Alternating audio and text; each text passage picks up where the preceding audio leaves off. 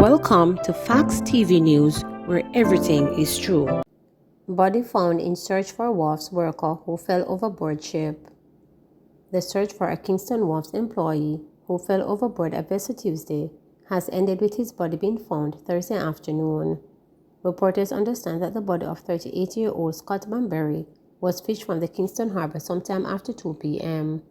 Bamberry was performing stevedoring operations aboard a vessel last Tuesday when he lost his footing and hit his head on his way down before going underwater.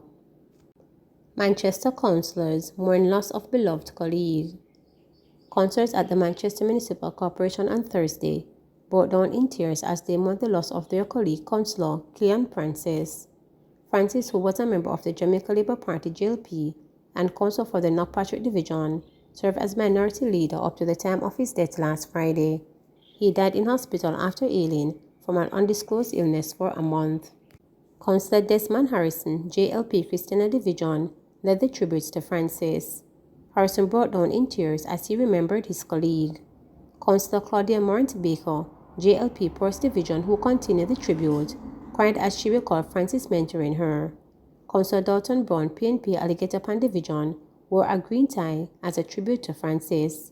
Up to midday, councillors were still giving tributes to Francis. $100,000 reward being offered for return of missing Kingston man.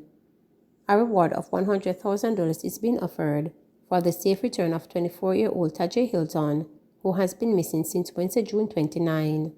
He is of dark complexion, medium build, and is about 5 feet 6 inches tall. The police say Hilton was last seen at home on Sergani Drive in Kingston around 1 p.m. His mode of dress at the time he went missing is unknown. Anyone knowing the whereabouts of Tajay Hilton is asked to contact the Rockford Police at 876-922-2941, Police 119 emergency number, or the nearest police station. On custom goods seized in Portmore operation, 12 arrested. Some 12 people were taken into custody by the Portmore Police in St. Catherine in connection with the seizure of cases of uncustomed cigarettes. The operation, which was conducted in the communities of Waterford, Gregory Park, and Westchester, also netted uncustomed mosquito coils and 10 pounds of ganja. Reporters were informed that several businesses had been hit by the counterfeit goods such as cigarette, mosquito coils, and alcoholic beverages. Head of the operations portfolio for the St. Catherine South Police Division, Superintendent Hopton Nicholson, said the police are committed to cracking down on illicit activities. The operation forms part of the drive against crime as small offences graduate to major offences, so we will continue to monitor and minimize antisocial activities, Nicholson said. He said those taken into custody will be processed. Daddy plea. University of the West Indies lecturer Dr. Herbert Gale is insisting that paternity leave for public sector workers not be compromised by unwavering middle-class markers. It should be purely based on an employee fathering a newborn, he said, full stop. It should not be on any other principle that we hatch in church or in our middle-class homes, the social anthropologist asserted in an interview on Tuesday. His assertion came hours after Finance Minister Dr. Nigel Clark announced planned changes to the 2004 Public Sector Staff Order, which are expected to reflect an increase in paid maternity leave from 40 days to 3 calendar months. Paternity leave is expected to be introduced for the first time in the public sector for a specific time and on specific terms to be finalized, Clark said. Family leave for adoptive parents who are bringing a new child into the home is also on the government's agenda. The minister said changes to the appropriate circular will be sent out to members of the public service by September 30 to make them effective. They form part of the 6-month public sector compensation reconstructing. Once we're speaking about a person getting maternity leave, it should be purely on the basis of them becoming a mother, said Gale. He said mothers generally need 6 months with a newborn and noted that in several developed countries, the government pays for half of that. He said that the extension to 90 days would meet international standards. Concomitantly, the lecturer, who has also advocated for paternity leave, wants a 2-month break for fathers. 1 month is a start, but we hope that the country would move to modern times and give 6 to 8 weeks, he said. The time, Gale argued, will allow fathers to adequately support mothers who are vulnerable during the period. There are concerns, however, that men may abuse the benefit by fathering multiple newborns during the same period. But Gill downplayed the concern, arguing that the average birth rate of men is declining. This is reflective of the overall dip in the national fertility rate from 2.8 children per woman in 1997 to 2.4 in 2018, according to the just-released Economic and Social Survey Jamaica 2021, published by the state-run Planning Institute of Jamaica. If the female birth rate is declining, then who are the men having kids with women overseas? He quipped. The village ram is not the norm in Jamaica, those are outliers. In the same breath, he battled for unwedded fathers to be included in the policy because less than one-third of households are married. The criteria for the paternity leave policy are not yet clear, but the educator said using marriage as a qualifier would distort the eligibility towards a fraction of society, mostly within the formal middle class. Eligible men should include those married, cohabited, and also visited partners, said Gill. Meanwhile, Jamaica Civil Service Association, JCSA President O'Neill Grant, said the government acceded to its demand in announcing the changes to family leave. When the JCSA responded initially to the consultant's report, we did say to the Minister of Finance that we want these things to be considered under the review. The minister was non-committal at the time, so we take this as a happy announcement, Grant said to reporters on Tuesday. At the same time, he admitted that he was not aware it would come under the compensation reconstructing. This for us is an indication that the government acceded to our concerns and our request for a matter to be dealt with under the review, and so it's been dealt with now actually indicates the position we have taken as to how we want certain matters to be dealt with, he said. Clark holds card to chest as unions demand hefty hikes. President of the Jamaica Confederation of Trade Unions, JCTU, Helen Davis White, says that while progress has been made on the public sector compensation review, workers who have been hit hard by sharp increases in inflation are anticipating a big hike in wages.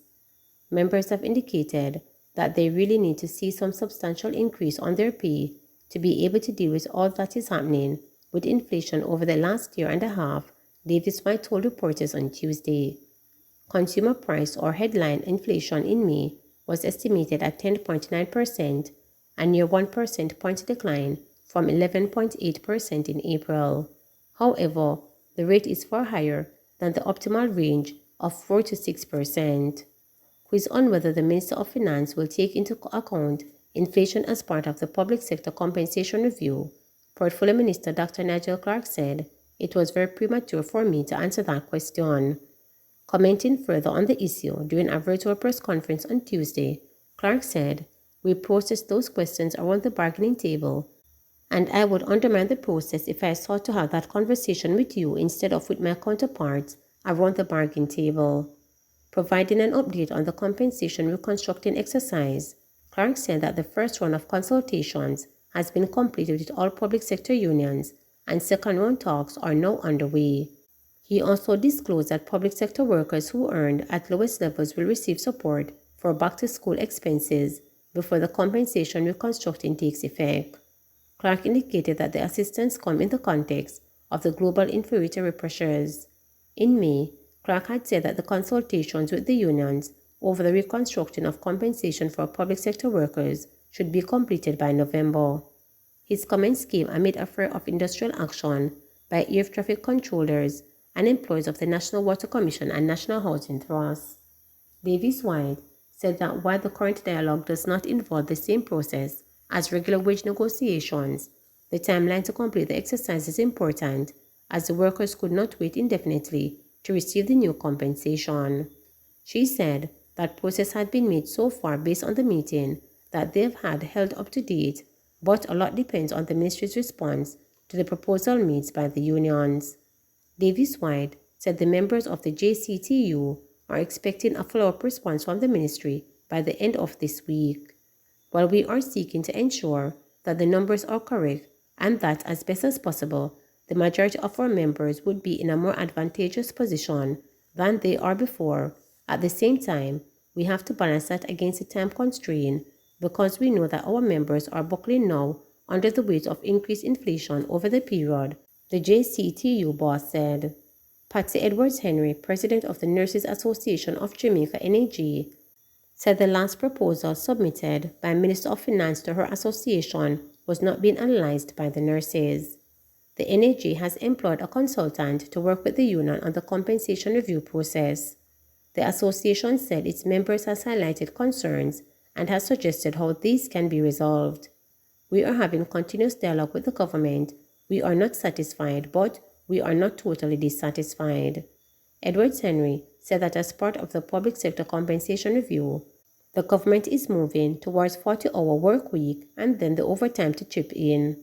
She said this would present a problem for service delivery if there's an insistence that nurses must work their 40 hours. Nurses are not paid overtime but compensation on a sessional basis. If a nurse is able to complete her 40 hours between Sunday and Wednesday or Monday and Thursday, and she decides that she is not going to do overtime, there is going to be challenges for us meeting the staffing needs, especially on the weekends, said Edwards-Henry. Please remember to subscribe, like, share, and click the notification bell for daily updates.